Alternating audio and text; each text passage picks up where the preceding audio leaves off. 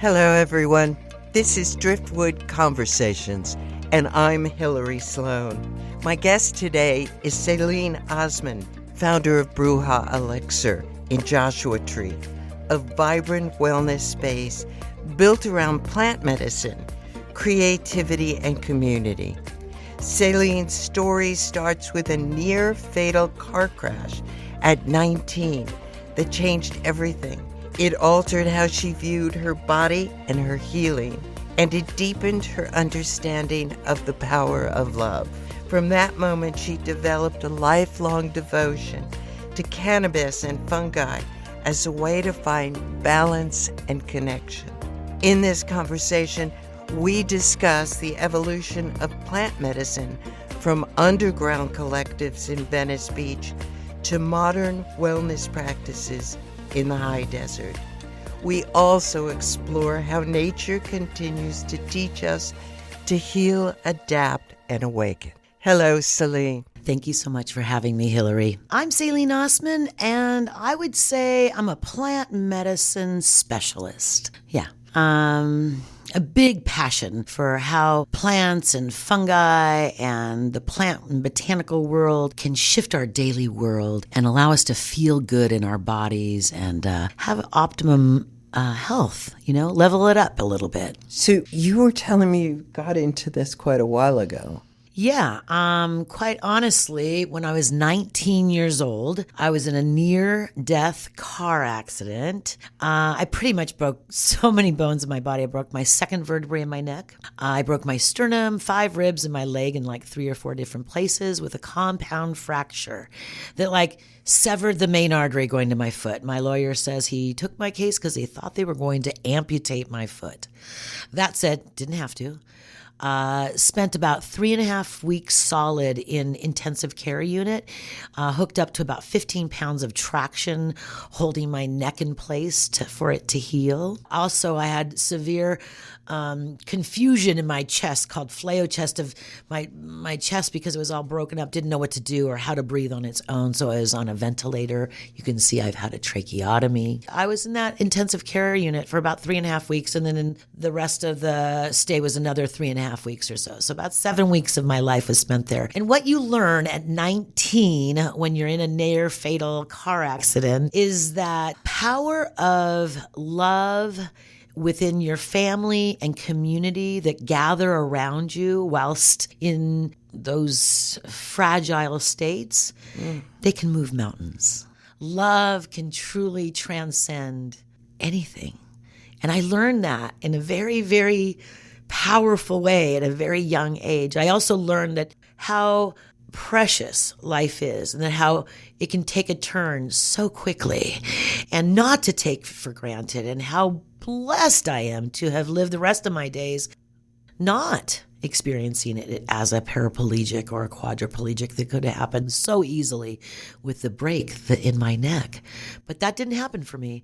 And it was in the hospital itself. I had 24-hour around-the-clock service of respiratory therapists because they were really concerned about my lungs and breathing on my own with the respirator and whatnot. And they didn't want me because I was in a complacent state and traction not to get pneumonia.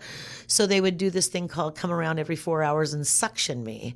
And they would pump this medicine in my lungs so that I could cough. And they would get it up so that I didn't get pneumonia. But one of the respiratory therapists told me right there in bedside in the ICU, hey, you know this stuff that I'm pumping into your lungs? Oh, meanwhile, sorry, let me go back. I was 19. I was in the middle of beauty school. My hair was probably purple, pink, or green or something with some kind of mohawk. So I was an eccentric being in that ICU. And so the round-the-clock respiratory therapists loved to come in and bring me a little joy. They would move my bed around and pretend like I was dancing with them. They brought me music. It was just really beautiful. I was taken such great care of. But one of the respiratory therapists, a young man, said, hey, just so you know this stuff that I'm pumping into your lungs, it actually does the same thing. It mimics the same thing that cannabis does for us. Cannabis is a vascular dilator.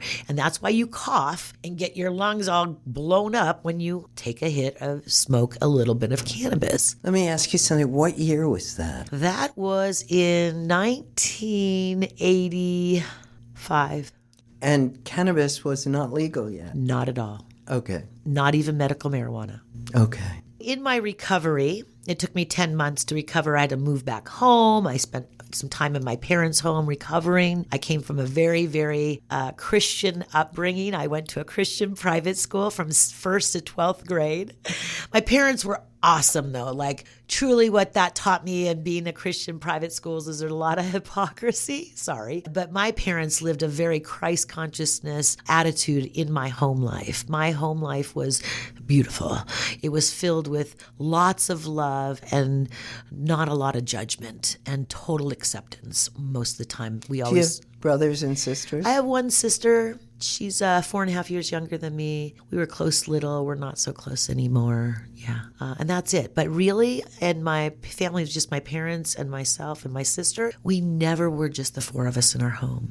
My parents were the glue to our family and extended beyond that to anyone and everyone that had a problem. So we had cousins and aunts and friends of friends that would be down on their luck. And we had up to 20 people living in my parents' home at one point with always something on the stove for somebody to eat. I never had keys to my parents' home because somebody was always there. Where was this? Fountain Valley, Orange County. But one thing why I brought that up is because what they soon found was that I wanted to use plant medicine, cannabis, as my way to recover in my rehabilitation. And I didn't want to use traditional medicines, pills, or pills.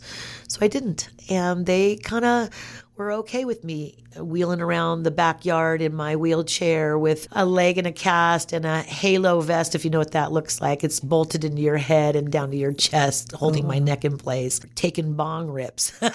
For me then, I started to truly understand and be very fascinated by the idea that there was other alternatives in the world through plant medicines. And it was around that time where the AIDS epidemic was happening. And I lost about 14 friends and family members to the AIDS epidemic. And plus I was going to beauty school. I had a lot of, people in my life that were from the queer community. There was a lot of my friends dying. I lost 14 friends in the span of about 3 years. And it was around 1996 that California, on the heels of all those beautiful men dying and suffering greatly in San Francisco, Harvey Milk, Dennis Perone, many advocates, a little beautiful woman named Brownie Mary, would make these delicious cannabis brownies and pass them out to the boys that were sick. And they thought, we have got to take care of these boys so that they could die in dignity. And that's when 1996, the compassionate care medical marijuana was created. From 1996, I was very, very interested in helping people understand plant medicine, cannabis. I formed a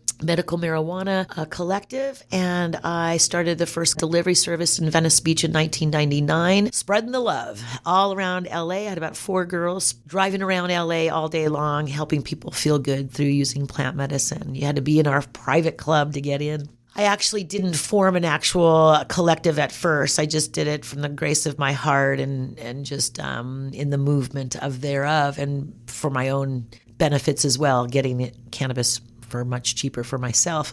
I always had a legal business as well. I had a catering business. I was always in hospitality and restaurants and coffee shops and hospitality. I've opened many coffee shops and restaurants with people, assisted them to do that. I was a consultant for many years. Simultaneously of having this illegal, at the time, truly, medical marijuana collective delivery service, I also had a catering event planning business that did very, very well. And when I went to purchase a storefront in Venice Beach, the deal went bad and the woman stole a bunch of money from me. And when she had to be accountable for it, she was very angry. And so she turned in our private phone number for our special delivery service to the police and told them the big, long story. So they did an investigation. About 6 months later, we were busted. And the police, the FBI, the DEA all came to my home and my 4 girls' homes. And they just took us down. And they're like, you're not doing this like you should be doing it. Well, Well, that's the beauty of contrast, right? That's the beauty of pivoting. You look at it and you go, well, where's my heart really attached here? I still want to help people feel good. So I got the best cannabis lawyer in Southern California, Eric Shevin. I'll still mention his name. Dear friend of mine now. Great cannabis lawyer. So such an amazing advocate. And he said, babes, you're doing the Lord's work. You just got to do it the right way and follow the rules.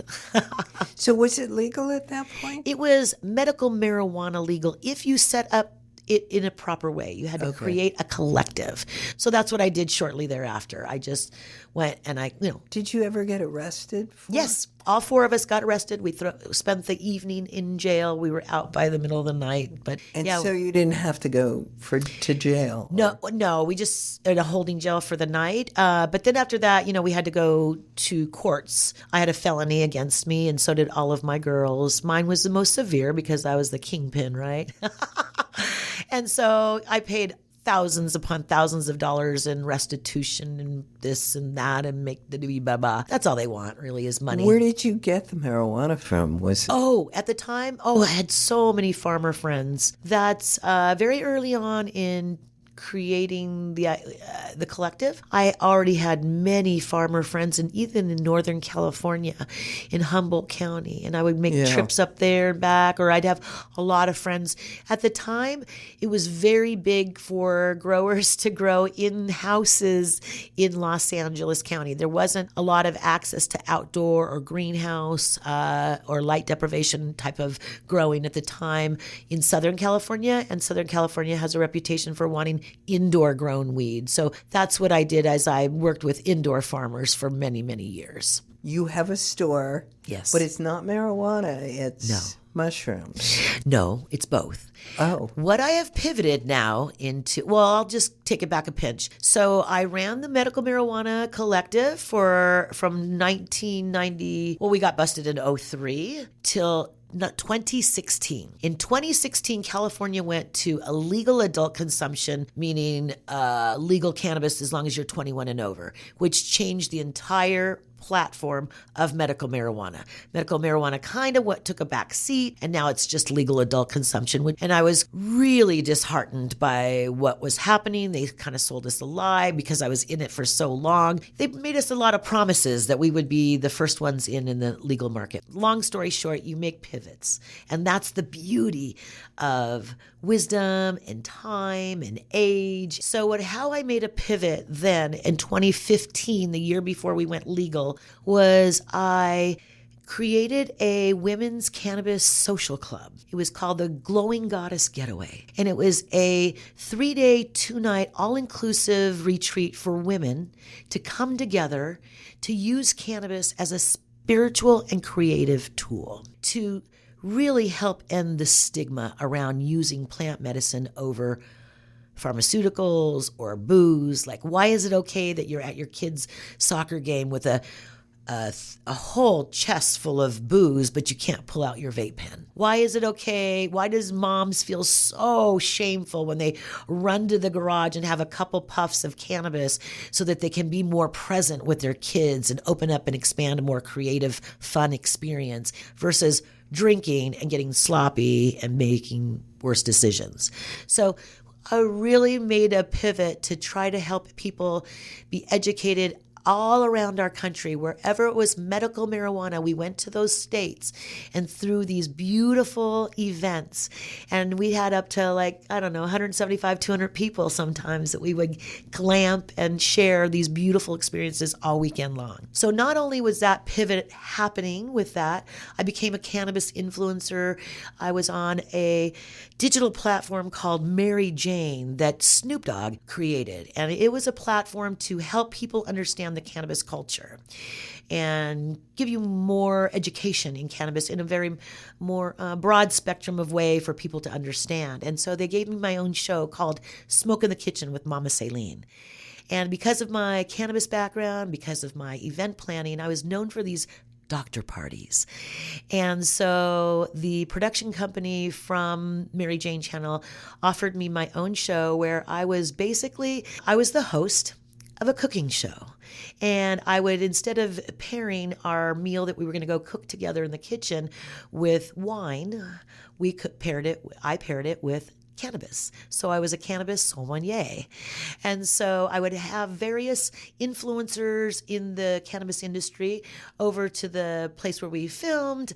We would talk about what they were doing in the industry at the time, how they were proceeding forward.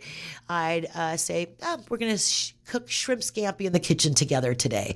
And so let's pair this with a nice lemon haze. Lemon haze is a nice sativa. It's going to give us inspiration and creativity to get in that kitchen. The citrus notes of the citrine in the cannabinoids or the terpene profile of that strain of cannabis or that cannabinoid cultivar of strain. This is going to pair lovely with that shrimp scampi that we're going to make. And so we would go in, we'd have a couple puffs, we'd go into the kitchen, create a meal together, have a few bites afterwards, and then I'd pair something to enjoy together after the meal. And so that kind of jettisoned me out into the cannabis industry. So it was no time at all that I was being offered to come to cannabis events, speak on panels. I traveled to many countries and other states to help people understand what really, truly patients' rights first, where medical marijuana was concerned. Did a lot of advocacy work, helping and educating. That was very powerful. And then Simon & Schuster reached out to me in 1999 and said, hey, we want you to write this book on CBD. I mean, I never thought I'd be a writer or a published author, but they made me look like a rock star. So I did my research and I wrote this book, and I'm super proud. And around that time in 2018, I moved here to Joshua Tree from Los Angeles. I gave up the cannabis world of medical marijuana. I was just in my women's retreats, and now I'm a published author. But then what happened? The pandemic hit. So I can't do these women's retreats any longer. It went viral, and I'm just not of that age group that's super fun to do viral retreats. You're also married. Yeah. When did you meet your husband? I met my husband in the year 2000 in Venice Beach. He's a musician. He was a touring musician for about 35 years. That was fun. When I first met him because I was managing a very, very busy coffee house in Venice Beach. And so he saw me having moved into the community and running this coffee shop. So he knew me and my employees, but I didn't know him. And then one time I went to go see a music event across town that one of my baristas was putting on. And all of a sudden I heard this magical sound coming from the other side of the room. And I thought, what is going on here? I feel like the magic of love, like the infinite source of all that there is raining love on everybody, just showering this room with love right now by the magic of this sound. What is this sound? And I went running to the front to see, because I'm short, I had to go where is this sound coming from? And there was this bald white guy on the ground plucking a sitar. And I'm like, who the heck is this guy, and how come I don't know him? And so after the show, I went right up to him and I'm like, who are you? You got to know me. He's like, I know you. You just don't know me.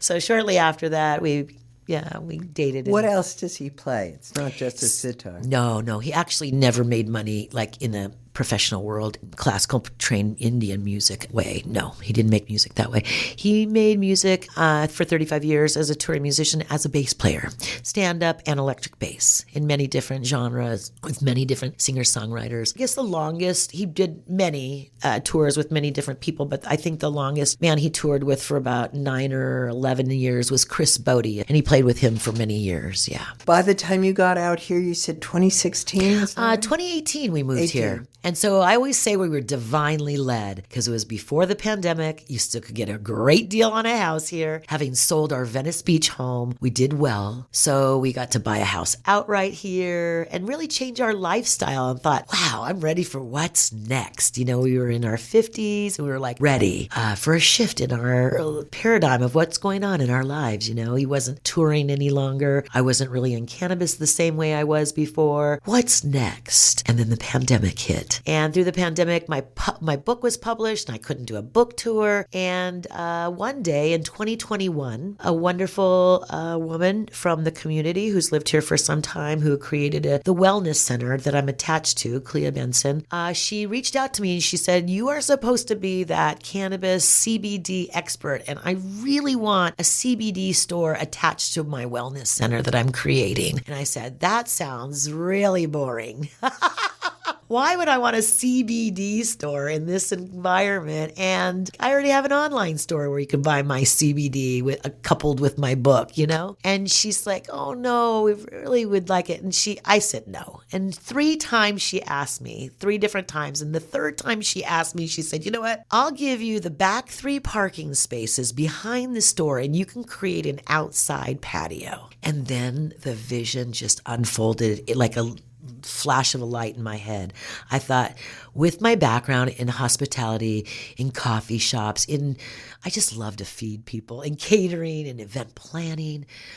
Okay, I see it. We could have a whole plant medicine store. Yes, we'll have CBD here, but we can also talk about all the other beautiful components to that plant, that hemp plant. What hemp is and how I can sell it today without being in a dispensary like the other cannabis platforms is because hemp is the same cannabis plant, only it has less than 0.3% of the delta-9 THC, that one little chemical compound that gets you psychoactively high, that you know about it, that everyone knows gets you high. That's in the dispensaries in the regulated market. That's called delta-9 THC. That's one chemical compound. However, there's 200 to 300 other chemical compounds in that gorgeous plant that don't get you psychoactively high, but have immense benefits for our overall health and wellness. Immensely great for inflammation, pain relief, anxiety relief, amongst other things, mood control, appetite suppressants, enhancers. So many benefits. So it's my greatest joy to open people's minds and just their minds and their idea of how different plant medicines can help them, and they don't have to get high. And so along with those minor cannabinoids is what we call them, all those other cannabis molecules that don't get you necessarily high, those are called minor cannabinoids. The delta-9 THC, the one that gets you psychoactive high, that's a major cannabinoid. But our bodies already produce all these cannabinoids endogenously, internally inside our bodies. And people don't realize that. If you have a spine, you have a built-in endocannabinoid system in your body where it's here to create homeostasis within our body. Our body wants to keep us in homeostasis, in a balanced, happy state. Explain homeostasis. Homeostasis, balanced, happy, overall, you just feel really balanced in the world. You feel happy and elate, like life is good. Everything's ticking on all the levels. How does that happen physically? Well, your mother's milk actually has cannabinoids in it to help you stay in homeostasis. These cannabinoids that we create within our body, called endogenously, internally, they help us stay in this homeostasis form. However, through toxins, through our environments, through traumas, through what we eat, through so many things, it gets messed up, and it's maybe not creating as much cannabinoids as you need to keep yourself happy in homeostasis, in balanced state. So, ironically enough, that cannabis plant has the same chemical compounds that we produce internally in it itself to help us stay in homeostasis.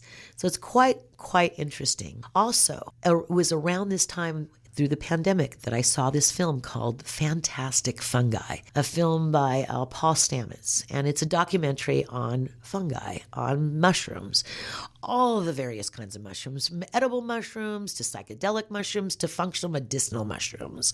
Quite an expansive, amazing educational documentary on Netflix. You can watch it. Fantastic Fungi. I was so blown away by the information that I learned there, how mushrooms were healing our planet, how they've been here before we were even here, how they've helped our communities grow exponentially and expansively through even the psychoactive psilocybin part of it. Through the functional mushrooms, Paul Stamets swears that he healed his mother's inoperable breast cancer with high doses of turkey tail. I was blown away by the effects of functional medicinal mushrooms and edible mushrooms and the research they're finding today with psilocybin and psychedelic mushrooms. It's beyond. So I just thought, wow, why just limit this space to just cannabinoids? Mushrooms, these go hand in hand with minor cannabinoids. So, okay, let me try to clarify. I lost you.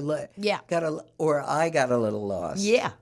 When you're talking about mushrooms, there's a whole bunch of products. It could be drops, it could be gummies, it could be chocolate, right? Let's start here. When we talk about mushrooms, let's just say three basics. There's edible mushrooms you're going to find mostly on the ground. Those are the kinds you pick, the button willows, the things that you find in the grocery store that you can cook and eat, right? Then there's functional medicinal mushrooms. Those generally grow on bizarre or ornate nature, like logs and rocks and funky things in nature. They don't necessarily grow on the ground. Some do, but they're always on these different types of ornate nature products. Now, when you see them in public, you can't just grab it and eat it like a turkey tail or a chaga mushroom or a reishi mushroom. It needs to be processed. It needs to be broken down. It almost has a protective layer over it, but you need to process it in different ways in order for you to get the benefits from it, from functional medicinal mushrooms. And so that's where you're coming in and saying you might get it in a form of a tincture, a powder, a capsule, a gummy, because what they've had to do is actually break it on down first and put it in something. How do they do that? Is that by cooking it?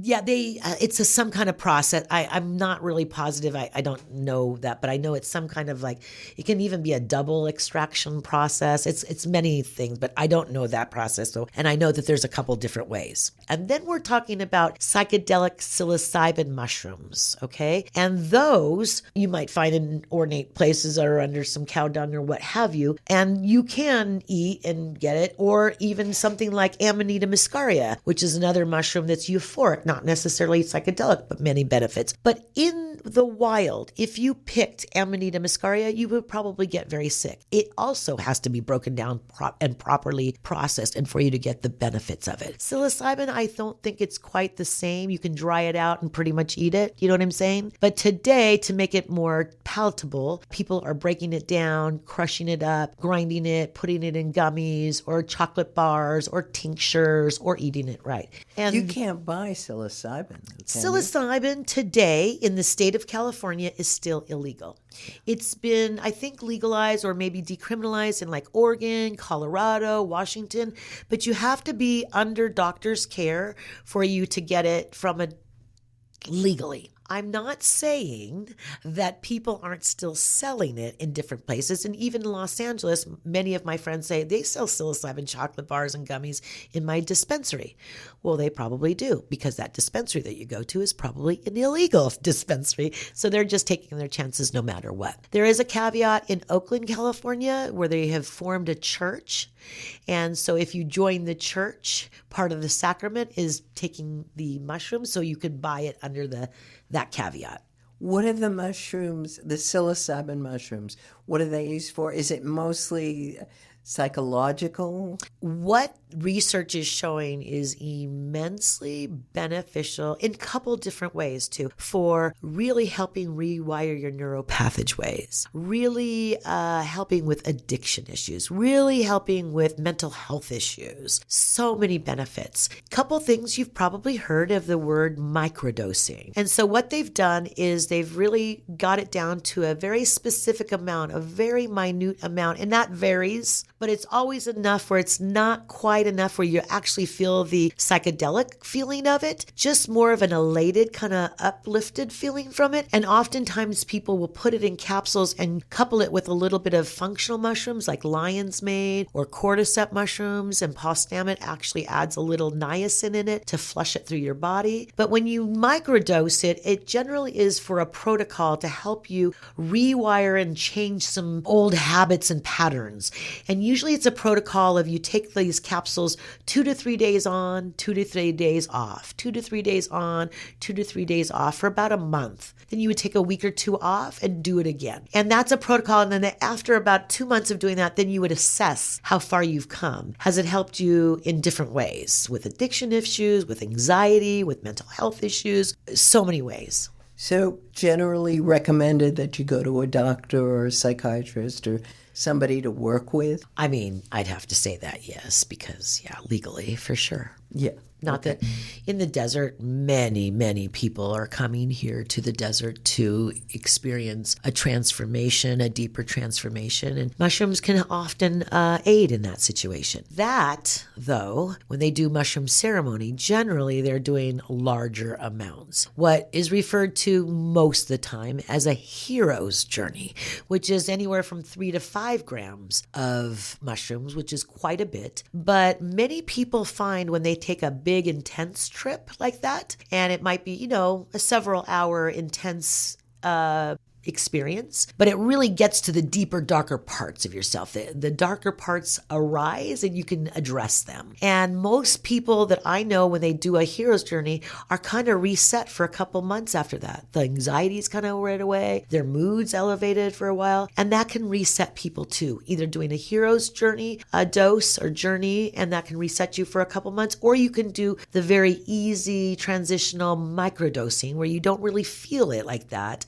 but you can still feel the benefits. What could happen on the negative side? I'd say the negative side for a mushroom trip would be just scary shit that arises in you that you maybe not expected. The most important thing I always tell anybody when they're doing any type of psychedelic anything is 2 things. Most important to remember. The intention that you go into it with and the environment or the setting that you set yourself up in. So if you've got a beautiful, comfortable, safe place where you're exploring this journey in, way going to help you transition in that journey much more comfortably, right? And also really going in with an intention. What would I like to learn from this? What would I like to see? How can if you just say it with intention, generally your subconscious mind that arises through these experiences will address those situations. So the scariest, most adverse things that happen in any kind of plant medicine, severe cases, not the microdosing, is it's just a little scary for somebody. They weren't expecting something to rise up, maybe of something that they forgot about, or they have been brushing under the rug for some time. But that's part of the healing process. You got to get it out. You got to get it over with so you can move on, right? Is there anything like overdosing with this? I've never heard of that. Okay. No. No one's ever died of cannabis overdose either. No cannabis overdose. I don't know anything about mushrooms, but I've never heard anything like that either. Yeah, I haven't either, but I'm not in that world. Yeah. Okay. And I've seen people take a heck of a lot, and they still live to tell about the next day. Yeah, no problem. I mean, I would think it would be good to have safe people, particularly. Absolutely. Somebody at least that could check on you. Yeah, or just hold space for you while you're journeying. Yeah. That's always very important. The fun other third component of my beautiful store, Bruja Elixir, the fun thing is that because I come from living in the city in Venice Beach for so long, I am filled with beautiful creatives in my life. And I love art, and I love music, and I love creativity. So the whole store is just filled with so much art and so much color. So it creates a safe place to start those conversations about what is plant medicine, what is CBD, what is CBG, what are minor cannabinoids, what are functional mushrooms. And then I have a tea elixir tonic bar. And that's why that whole back patio brought that whole vision to me of like, oh, now we can educate, but now we can create a drink using some of these plant medicines and these botanicals and flowers and herbs to shift your day, to make you feel good and be like, what was that made my day that much better? And enjoy it on our patio. So my favorite drink is Mind's Eye. Yes. What's in that? The Mind's Eye tea latte was a formulation we came up with to drop you right into your third eye. your intuition divine. It's also the other properties in the tea formulation will really calm and relax your nervous system. Great for antioxidants, great for digestion. It has Egyptian blue lotus and butterfly pea flower, passion flower in a lavender honey. That's a tea syrup that I've created. And I put it in one of our fun little frothers with some plant-based milk like almond, oat, or coconut. And I froth it up cold or hot. And I top that drink with an essence of lapis lazuli gemstone and Egyptian blue lotus. Essences are the vibrational tones in gemstones, crystals, plants, botanicals. Everything has a vibration to it. So there's an amazing company that actually pulls those vibrations out and redistributes it into this liquid. And that's what we put into the top of your drink. As I say, that's where the woo-woo magic comes in. Do you know how they do that? No. I think it's some kind of brandy process or something like that. But there's no alcohol in it. They just pull it out somehow that way. Yeah, I'm using some of those gems Yeah. from somebody locally. Yeah. We have some gem essences and flower essences at Bruja as well. Yeah. People find it tremendously beneficial to work with different essences. Yeah. Because all those flowers and plants, they have this vibrational tone that are here for our good. They're on this planet for a reason. They're here. I want to aid you. Are you quiet enough? Are you focused enough? Are you present enough for me to help you to shift your vibration? Have you come across any research where these plants can help autistic people or ADHD? Well, that opens a big can of worms. Because I was in medical marijuana for 2 decades, truly. I worked, and these were my patients. That's what we referred to them before, not clients. They were my patients. I was responsible for distributing them their cannabis, their plant medicines. I have seen tremendous benefits from the combination of CBD and THC together in large and in small doses. I have seen it stop or actually quell children and people from having seizures. I definitely used to speak at the epilepsy awareness institution. I would do those conventions and talk about the benefits of cannabis and epilepsy very, very scientifically. Now, why did you say it opens a can of worms? Well, because I don't know that everyone will believe me, but there is evidence to show. ADHD, I have a mother that comes into my store. I have full spectrum gummies. When I say full spectrum, I mean they have a slight amount, which is the amount that I can sell, up to 0.3% Delta 9 THC, along with the CBD and along with what's called terpenes and flavonoids. Terpenes and flavonoids are the aromatherapy of any plant. Think of the plant lavender. You smell lavender, it makes you want to relax, right?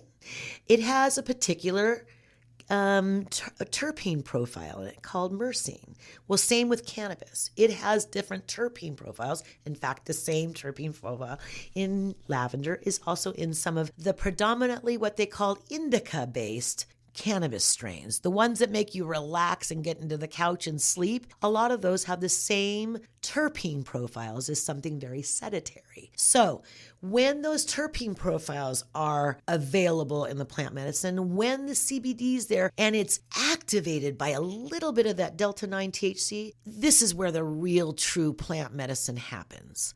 This is where I've seen the mom come in and say, I give my little girl this gummy and it has changed our home life. She has severe ADHD and she can focus and be more present and do her schoolwork and get along with her sisters. And her sister is on the spectrum. She's autistic, and it really helps her focus, not have seizures. And we're talking a 10 milligram gummy of CBD hemp base with a slight bit of THC hemp base that I'm legally allowed to sell. And are you allowed to sell it to children?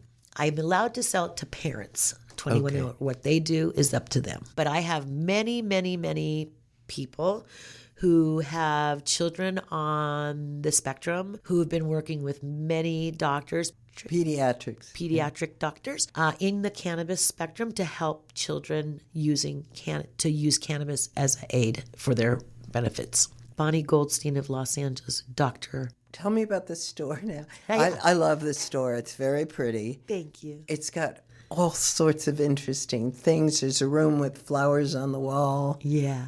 There's a swing chair. You Yeah. can just come in there, and most people that I've ever met in there have been friendly and open. What I always, when I lived in Los Angeles, I ran a very, very popular coffee shop. It was there for 25 years on Abbot Kinney in Venice called Abbott's Habit. And I was so privileged to live there in a beautiful time where it really was truly still an artist community.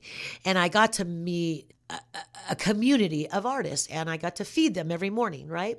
Today, I feel the reason I said yes that last moment to Clea Benson at the Wellness Center is because coming out of a pandemic, it's the time in our world, in our very big world, that we've just gone through something really insane. Our whole world has gone through this crazy shift. We'll never be the same after that pandemic.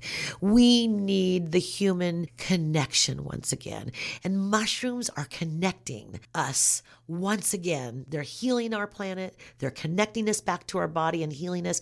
And they're connecting us to each other. They are the great mycelium to keep us together. And so that was the premise of Bruja in really, as my vision was, to create the old paradigm of the coffee shop with new age drinks in a new way of approaching drinks and plant medicines and feeling good throughout your day and leveling up your health and wellness, truly, and connecting to your community. And the first year we were open, we had so many different events, at least one or two a month, and people would come out from near and far and come to our events a lot. But then what happens? It becomes, I don't know. And then people didn't come out the second year, and this year a little bit. But we live somewhere very special where people come here for a reason. They like to hermit. We like our space. We like our expansion.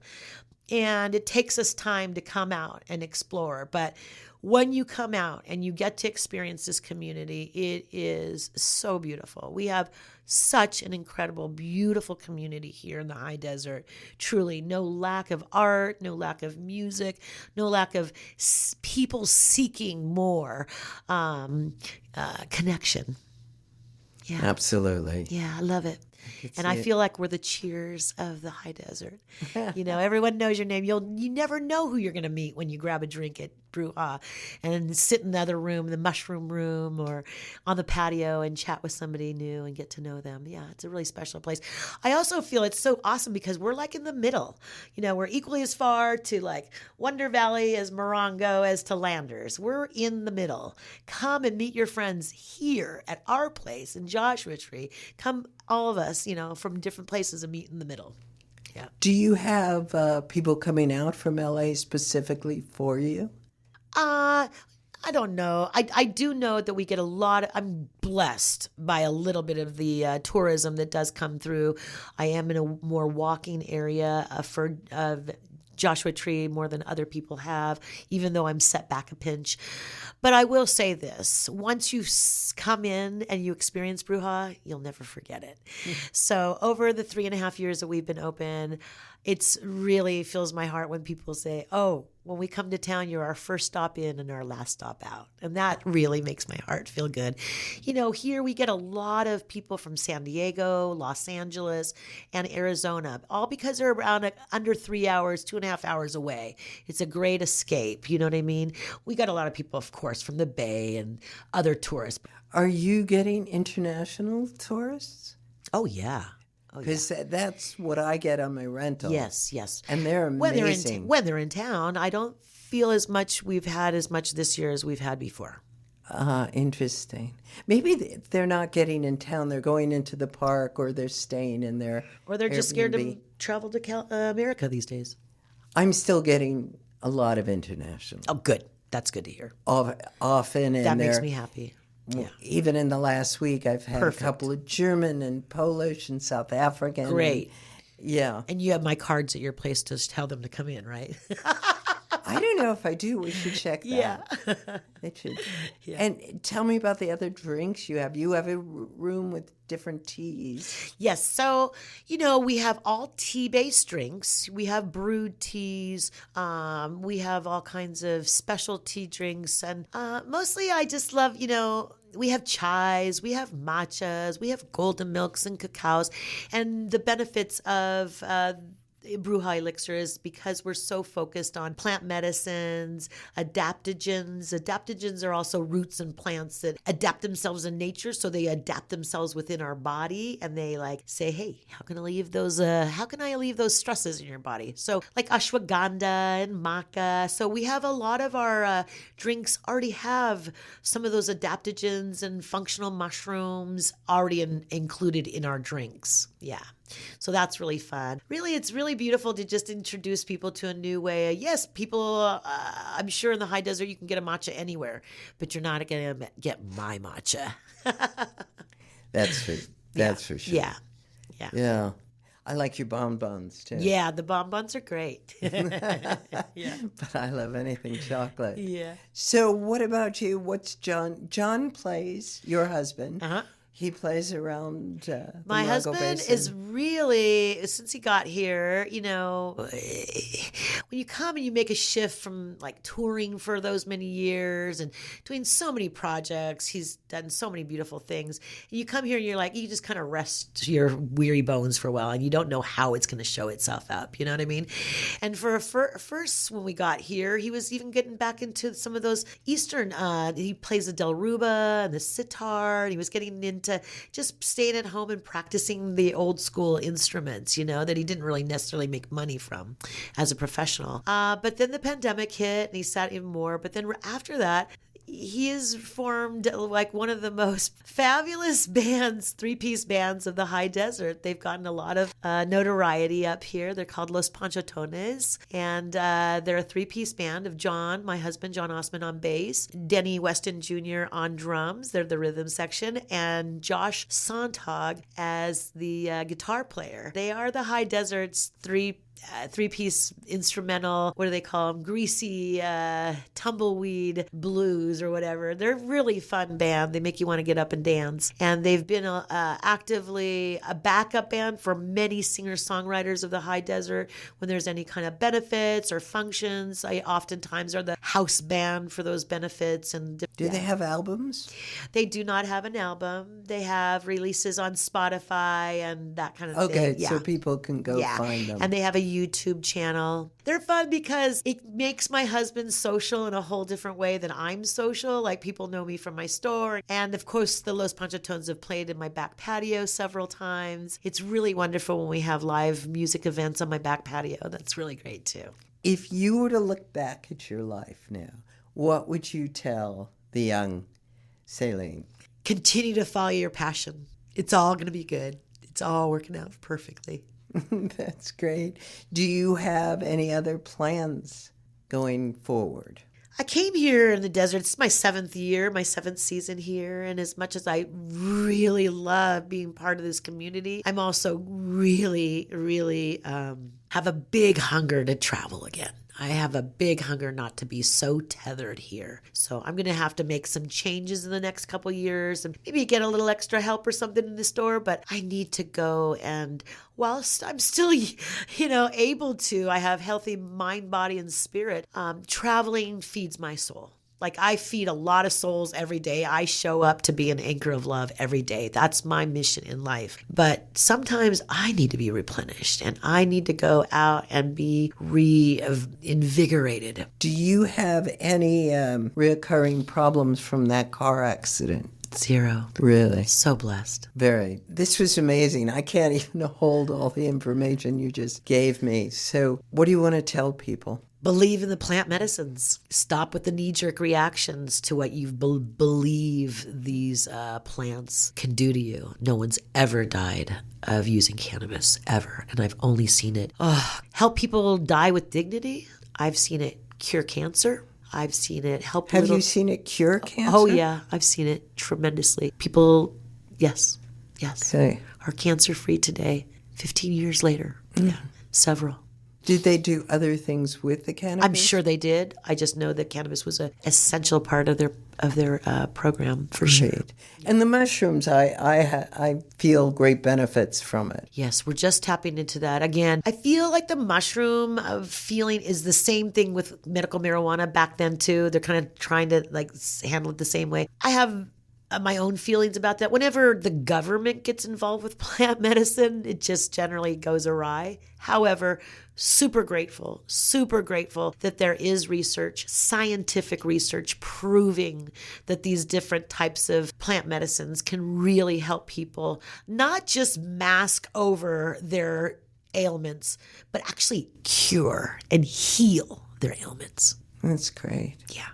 Sailene, thank you so much. Thank you for including me. I'm so grateful. Yeah, thank you for joining me. Thank you so much. Thank you, Sailene, for your openness and the depth of knowledge you share so freely. Your story reminds me how resilient the human spirit can be, how the most devastating experiences can lead to lives of purpose and service. I've personally felt the quiet power of mushrooms like lion's mane and reishi, their ability to restore balance and clarity. I'm not advocating for the use or legalization of any illegal substances, but I do believe in the importance of awareness and choice. When information is shared with integrity, each of us can discern what truly supports our own healing and growth. Thank you all for listening to Driftwood Conversations. I hope you'll join me again as we continue to explore the many ways people find meaning, healing, and connection in this ever-changing world.